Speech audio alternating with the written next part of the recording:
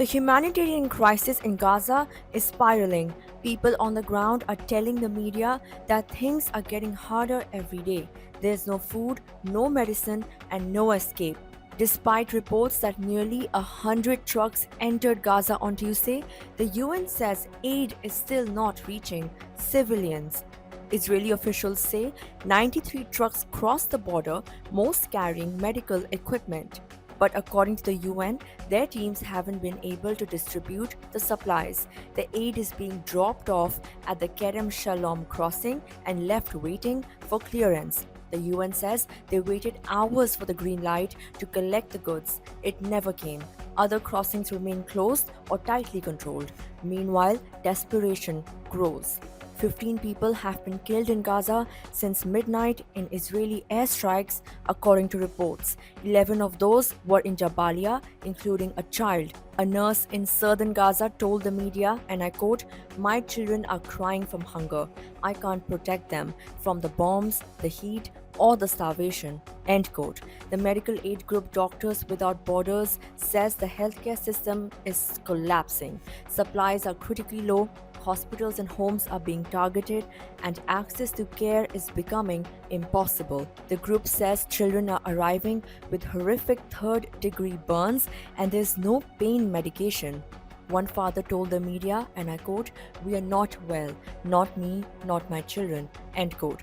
Another, Adam al-Batrawi, describes wandering for hours looking for flour. He couldn't find any. He says it's heartbreaking. 2 million people in Gaza are now at risk of starvation. Markets are empty, there's no meat, no vegetables, no clean water. Fuel has run out.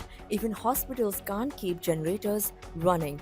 Claire Manera, the emergency coordinator for Doctors Without Borders in Gaza, says the limited aid inside hasn't reached communities. She adds that Israeli conditions on distribution are not safe.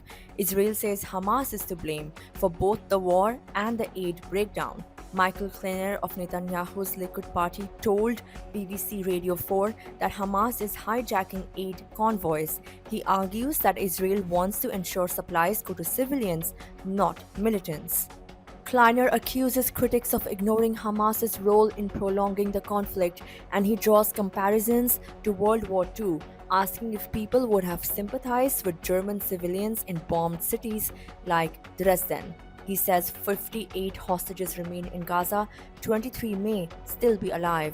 International pressure on Israel is mounting. The UK has now suspended trade talks, summoned the Israeli ambassador, and imposed a new sanctions on West Bank settlers.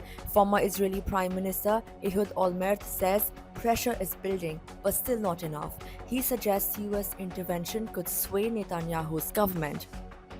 Pope Leo has also weighed in, calling for an end to hostilities and for fair humanitarian aid to enter Gaza. Speaking from St. Peter's Square, the Pope said the suffering of children, the elderly, and the sick must end. Despite an 11-week blockade, Israel agreed to let in some aid on Sunday, but even 100 trucks, experts say, won't be enough after weeks of deprivation. Stay tuned for more updates on this developing story.